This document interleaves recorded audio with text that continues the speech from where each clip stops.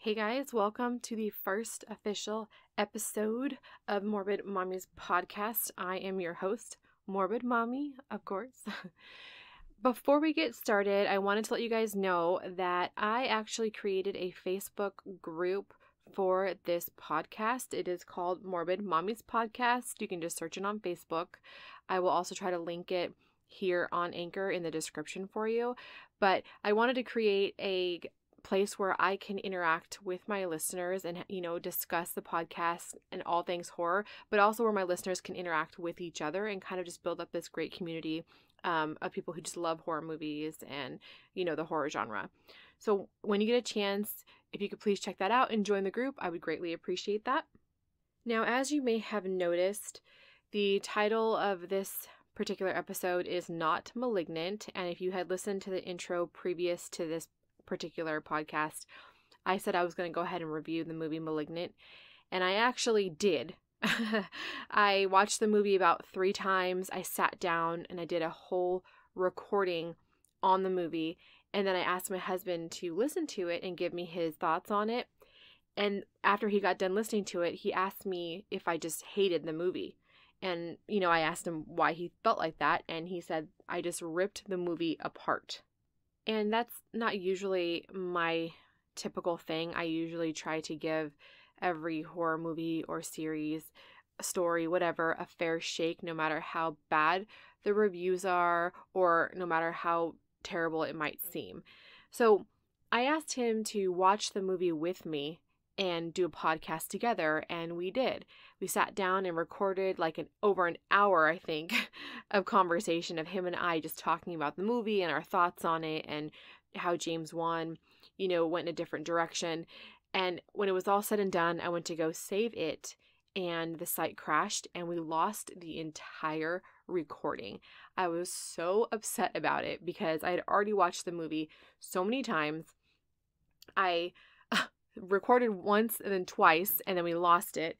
So at this point, I was frustrated, and I decided, you know what, fuck this. I am not going to do the podcast on Malignant anymore. I'm tired of looking at it, thinking about it, talking about it. I was so over it. So I decided just to let that go. And I actually started to watch a new series on Netflix. Not the one today, but a different one. And it wasn't my normal go-to type of horror, but I wanted to give it a chance, and I actually ended up loving the series. It was very it had a religious element to it, which is not my style, but I was very much into it. And I thought, okay, I'll go ahead and review this series. Well, my dumbass, I watched the entire series knowing damn well I wasn't going to remember half the shit that happened. I watched the entire series and sat down and tried to do a recording of it. And after I recorded, I realized I had left out so much information that I wanted to share, and I was kind of all over the place. So then I was like, okay, I'll just watch, one episode, and then I'll review that episode or discuss that episode, and then I'll do the next episode, and so on and so forth. And I got halfway through, and then life happened, and I wasn't able to finish. So I finally just was like, you know what? I'm going to take a step back, take a breather, and, realign myself, because this podcast is the equivalent of me watering a plant once every 6 months and expecting something to happen. So I took a step back, reevaluated, and I decided, okay, this is what I'm going to do. And I started, and now we are here. We are discussing the first episode of the TV show Archive 81, streaming exclusively on Netflix.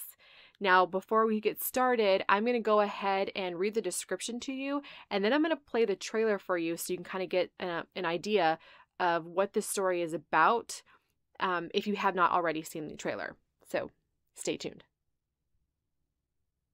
Per Netflix's website, the description reads, an archivist takes a job restoring damaged videotapes and gets pulled into the vortex of a mystery involving the missing director and a demonic cult. So there's nothing groundbreaking about this plot just by reading this. It's probably not going to draw you in to want to watch this. So I highly recommend watching the trailer when you get a chance. The visual and audio components obviously add so much more to this story and make it more intriguing. I definitely recommend it. I'm going to play a clip for you now. Bear with me as the audio is going to be kind of shitty. I cannot upload the audio file that I have for this. It just won't read it, but I'm going to play it straight from my phone. This movie includes some POV scenes, which the audio obviously in those is, you know, a video camera, so it's not going to be super great. I apologize if it's pitchy. Just bear with it. It's only going to be a couple seconds. But yeah, here we go.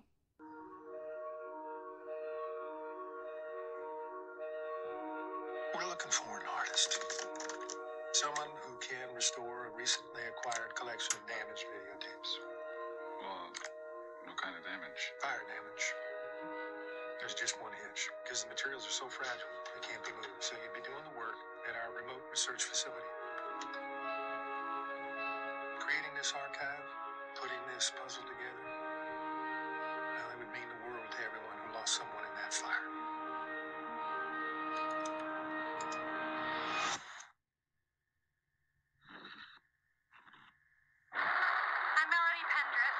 It's March 11th, 1994, 10:32 a.m. This is day one of the oral history project on the Vista apartment building. I'm now gonna go knock on some doors. Wish me luck. You hear it? Hear what? There's something in this place that calls to you. Hello? So the trailer is basically the first episode condensed down into a couple of, you know, minutes. At least that clip I played for you is pretty much, you know, the first episode condensed down. It's just the introduction of characters, what he's going to be doing, you know, and kind of just letting us know what's happening or where it's getting started pretty much. Now, there are two main characters in this series, but they're operating in different timelines, okay?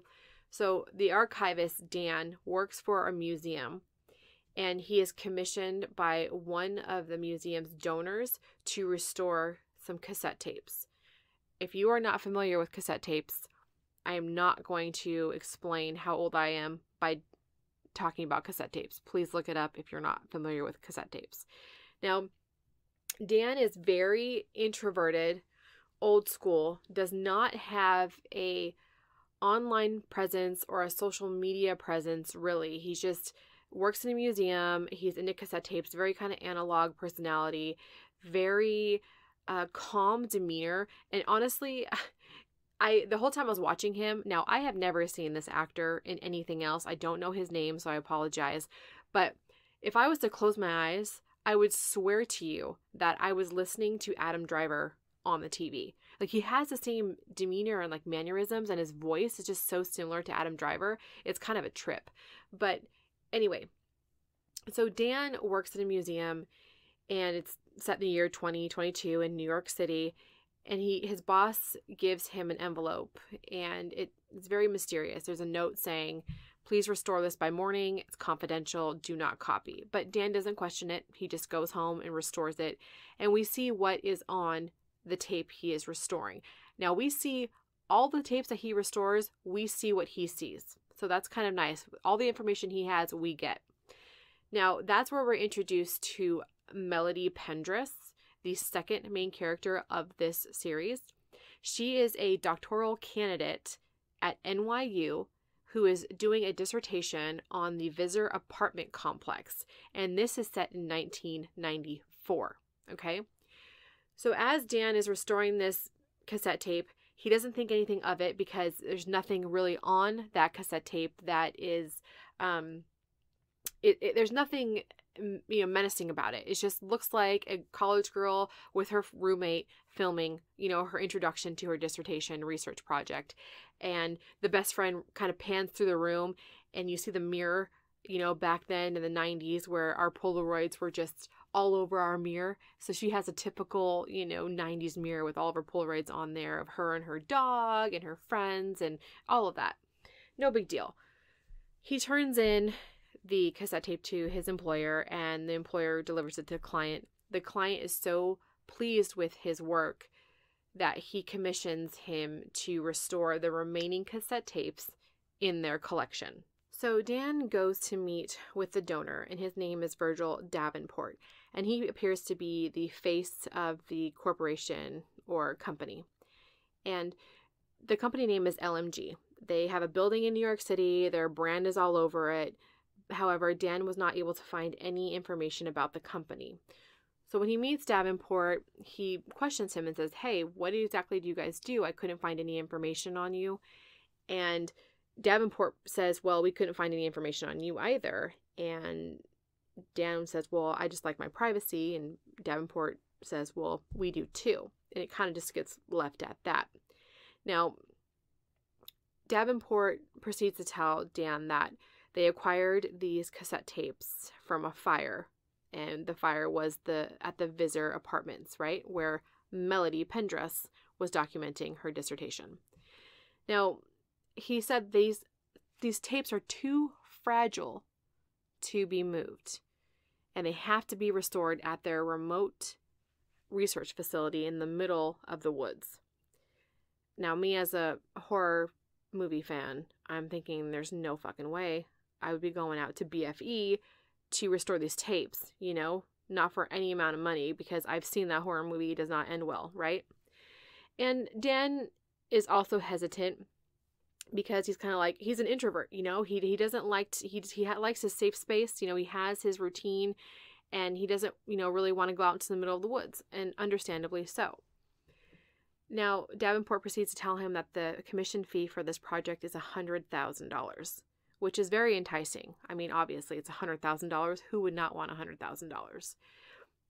Then Davenport, you know, consents his hesitation and proceeds to say, I'm surprised you don't have more interest in this, or I'm surprised you don't want to be a part of this, considering you lost your family in a fire, and this would bring closure to a lot of families who lost their families in this fire. And immediately Dan shuts off, because that is not public information. His family perishing in a fire is not public information. So he abruptly ends the conversation and tells Davenport he has to get back to work. And Davenport apologizes for offending him and says, please let us know if you change your mind. And then Dan leaves, immediately calls his friend. Now, his best friend, I should say his only friend, is into podcasting and into social media and networking marketing. So he, you know, is very good at what he does. And he calls his friend and is like panicking that this corporation, who he knows nothing about, knows something about his life that is not public information. And he's creeped out, rightfully so, because if you have information that is not public knowledge and somebody finds it out, it's creepy. You feel violated. I know nowadays there's a lot of technology and there's ways to find things out, but it still feels, you know, like a violation of your privacy. His friend tells him, you know, it's probably on the internet, you know, just relax, and kind of tells him to calm down. Now, later in the evening, he goes home and he's kind of, you know, just looking at the tapes or whatever that he was not supposed to copy, but he copied anyway, but looking at him. And then he ends up going to bed. Nothing revolutionary happens, you know, no big reveals. He goes to sleep and he ends up having a dream. And in his dream, he is a child and he's walking his dog with a red collar. It looks like a lab. And he's walking his dog in the woods. And suddenly he wakes up from this dream. And there's nothing terrible about the dream. It's just him walking his dog. But he wakes up from the dream and we see him go back to the cassette tape on the computer. And he's rummaging through trying to find the part where Melody's best friend pans to the mirror and you see all of the Polaroids on the mirror. And there he sees his dog with Melody on the mirror. He is so convinced that this is his dog from when he was a child. Now, this was set in 1994. So Melody had this dog in 1994, which at the time Dan would have been a child. And we learn that Dan's family, you know, perished in the house fire. And it was when he was out walking his dog in the woods. Now, we don't know what happened to his dog. We don't know if somebody took it, if he had to give him up, or if it ran away. We have no idea how Melody would have come, you know, to acquire his dog. We have no idea who raised Dan. We know nothing about Dan's past other than his family perished in a fire. But immediately, Dan is curious. He wants to know how his dog, how he's there. And so that curiosity pushes him to take the job. So Davenport drives him to the remote facility, okay, in the middle of nowhere. It looks totally abandoned. I mean, it's not even a working operational facility. It is completely abandoned and looks just completely like dark and creepy. It's so creepy looking. Now at this point, as a horror fan, there's so many red flags for me in this already. As the character, I would have, my radar would have been going off. Now again, I know this is a TV show, so the character cannot be, vigilant. They have to be somewhat naive to all the red flags, otherwise we wouldn't have a show to watch. But the red flags really are kind of going off because Davenport is giving Dan a tour of the facility, and there's no security. I mean, there's a keypad entry, but there are no guards. There's no cameras that we can see from Dan's point of view, and as an audience, we don't see any cameras. There's nothing. And it's almost like if these tapes were so fragile, but also worth paying $100,000 to restore, why are they not being guarded? Why are they just in this abandoned building in the middle of the woods with nothing watching over them? So that was kind of something I noticed just right away. And then, of course, in the true typical horror fashion, there's no internet access. The cell service is shoddy. So his only line of communication with the outside world is a landline, okay? Just a landline. And then after they're done with the tour, Davenport gives Dan a watch, and it's meant to be kind of like a life alert watch, right? So if he's in any type of distress or needs medical attention, he just pushes the button and somebody will be here within 20 minutes to assist him, okay? And he gives him the watch, and he said, even for your mental health. And Dan kind of looks at him, and then we learn that Dan had a mental breakdown and has history with, just mental, instability, which again is a typical component of psychological thrillers, especially where the character and their mental stability is called into question. So we don't know at one point if he's having another breakdown or if what he's seeing is actually real. And we're kind of going on this like mind fuck of a trip with Dan and not sure what's reality and what's made up. So they insert that little seed in there for us as an audience. And, we kind of, okay, we don't know if he's mentally stable or not. Okay, whatever. But he's also kind of concerned as to how Davenport knows about his mental breakdown. And Davenport just legitimately, genuinely says, we did a background check. Obviously, we'd be crazy not to do a background check, trusting you with this delicate, stuff. Which logically, it makes sense. There's nothing malicious about Davenport at this time. Everything he said is justified and makes sense. So there are some red flags, but there's also, some, reasonable stuff behind it. Now, he leaves, and we realize that Dan doesn't have any way to leave. I mean, obviously he can leave on foot, but there's no vehicle for him to access. So if he wants to leave, he has to walk. And conveniently, the nearest town is 14 miles away, which in a car, on a bike, whatever, not a huge deal. But when you're walking, or if you're in distress, or if you're hurt, 14 miles can seem like 1,000 miles. So he's really shut off and isolated from the outside world. And groceries are going to be shipped to him. They're going to bring everything to him. So they really don't want him to leave. And they're kind of like trying to keep him there. So again, that is a red flag for me. But the show must go on. After Davenport leaves, Dan explores the facility. Naturally, who wouldn't want to explore? I mean, I probably wouldn't, because Davenport mentioned that they use this site for special projects, and I immediately am thinking there's going to be a zombie somewhere locked up in a room, behind in a hallway somewhere.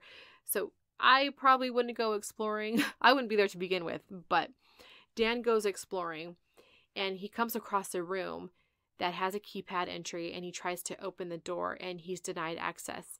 Now we can see into the room. It's like a glass door, I guess partly glass door, and it just looks like a bunch of files in folders on the shelves. There's no research lab equipment, just a bunch of files and binders, looks like just binders.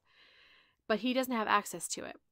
And I found that to be kind of odd because the cassette tapes that he's restoring, it looked like Davenport just opened a door without using a keypad entry and just opened the door to get these tapes.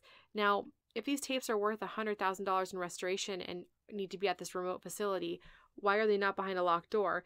And why are there files just of binders behind a locked door that he doesn't have access to? So that was kind of sketchy for me, and that's something I noticed. I could be reading into it. It could mean absolutely nothing at this point, but I'm like super, super suspicious when it comes to these things. So Dan just gives up and he goes to the tapes and starts restoring the tapes or looking over the tapes. And that is where we dive more into Melody's timeline and start seeing things from her point of view and start getting introduced into the visitor apartments and their tenants and the weirdness surrounding that whole thing. So at this point, we know about Melody Pendress, but we don't know anything about Melody Pendress, which is odd because she records like everything, but we have less knowledge about her than we do Dan, who's very private. So there's not much to know about Melody at this point other than she's at the visitor apartments to do her dissertation. We don't know who her parents are. She has one friend that we know of, and that's about it. But she moves into the visitor apartments, and the first night she's there, she's laying in bed, and she hears a strange noise or sound coming from her vent. It's an older building, so of course there's going to be some, noises going on. But this was more of like a melody or a sound or some type of like song, but it sounds very dark and demonic, almost like a chanting or something like that. It's not like an uppity, song. And immediately she's drawn to it. So she picks up her camera and she's filming this and opens the vent, says hello, and nobody's there. Nothing happens. She goes to sleep and she wakes up the next day and she's just recording her apartment. And then she goes to knock on doors and she tries to talk to the tenants in the building, but nobody even opens the door for her. Okay. Nobody wants to talk to her. Everybody's very, very closed off. As Melody is knocking on what seems to be her last door of the day and her last attempt to talk to a tenant, we see a teenage girl named Jess in the hallway delivering something to another tenant. And Melody approaches her and introduces herself. And she realizes that Jess was born in the visitor and has lived there her entire life, and all the tenants know her. And she's kind of like their residential, like Instacart, dog walker. She does all the things for them. So she sees Jess as her way in to connecting with the tenants. And she's right.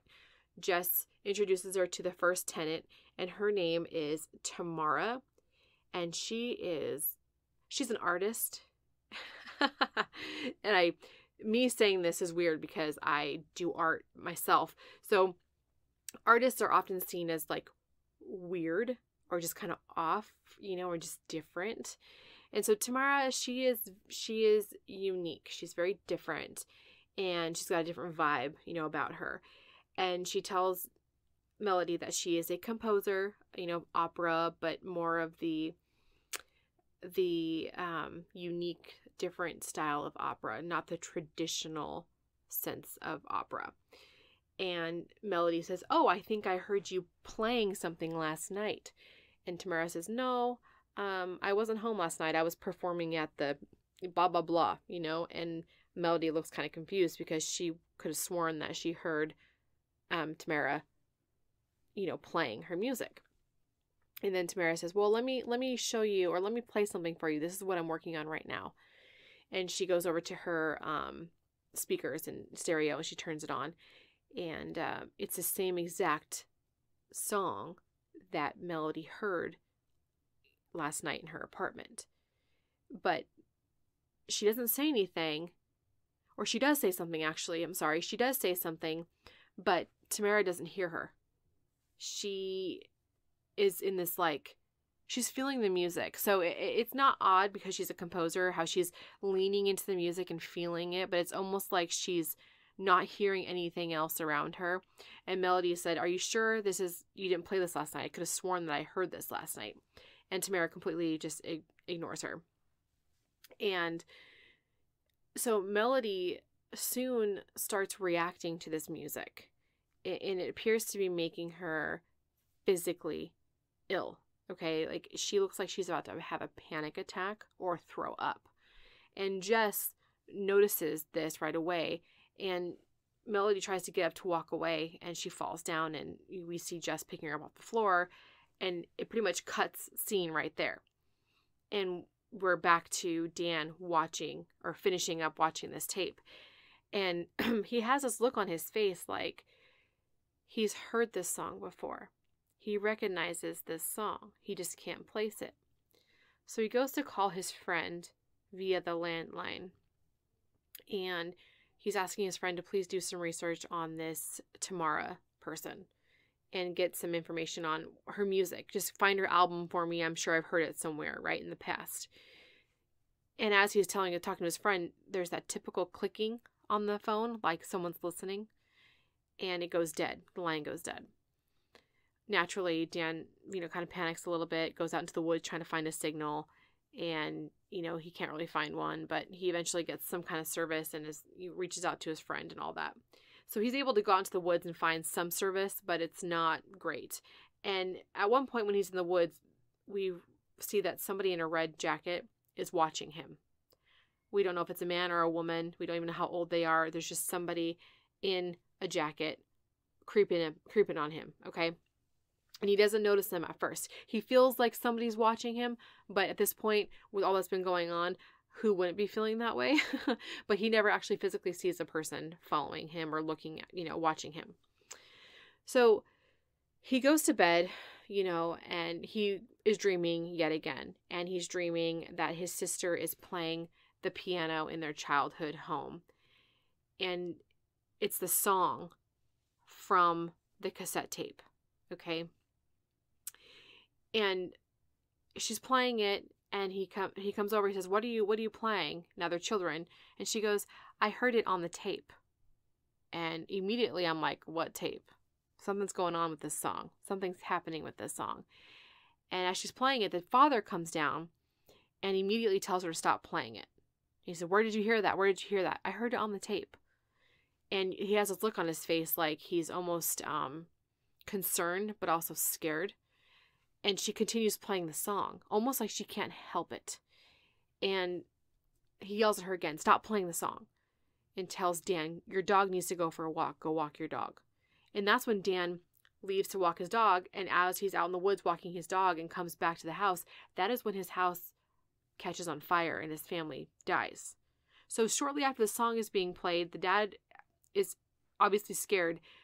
Dan leaves, and then he comes back and the house is on fire. So something is up with that.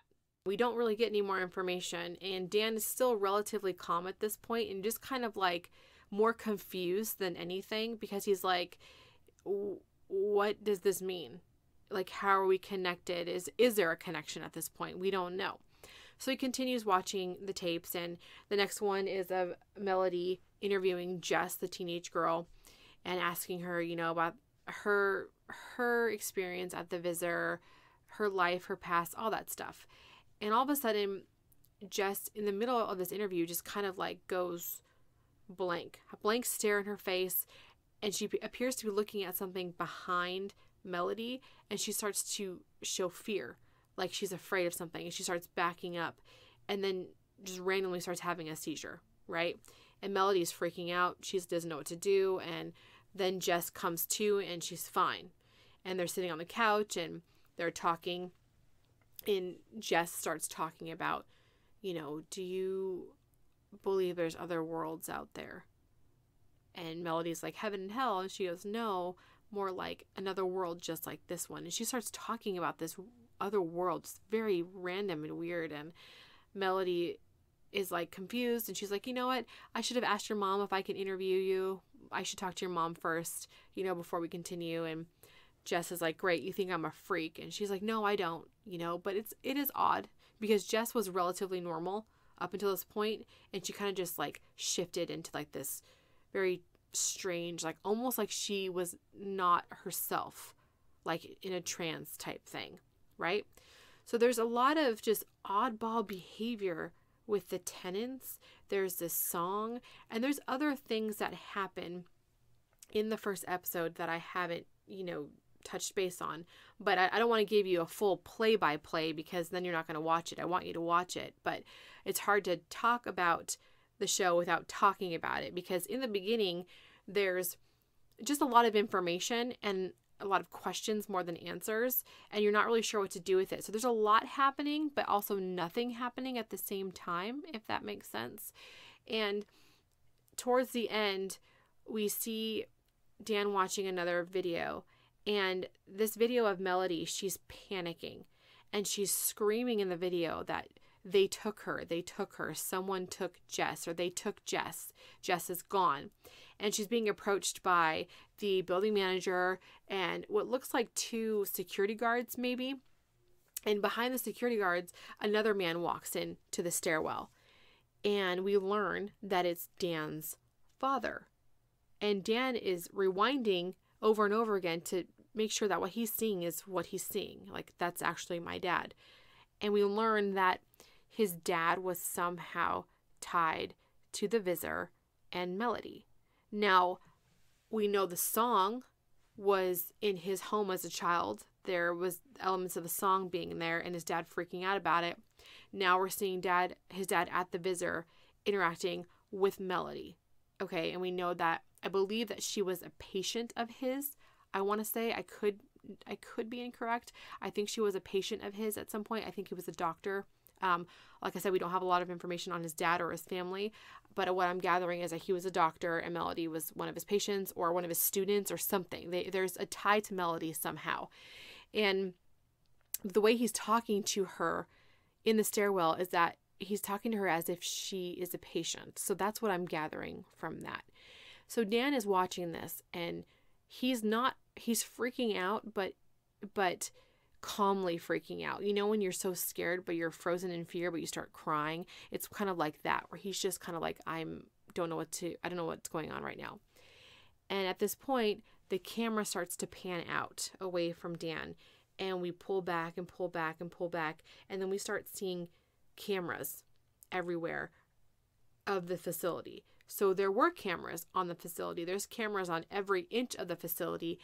And then we see the back of somebody's head and the back of somebody's body. It looks like Davenport's profile and body, but we don't see his face for sure.